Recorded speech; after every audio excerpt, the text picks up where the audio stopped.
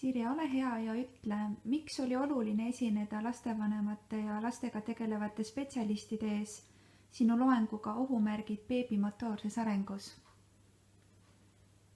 Beebi motoorne areng on väga hästi programmeeritud lapsel endal ja lapsevanemad tihti sekkuvad sellesse tema loomulikku arengusse. Ja tähtis ongi rõhutada neid aspekte, mis tekitavad hiljem terviseprobleeme.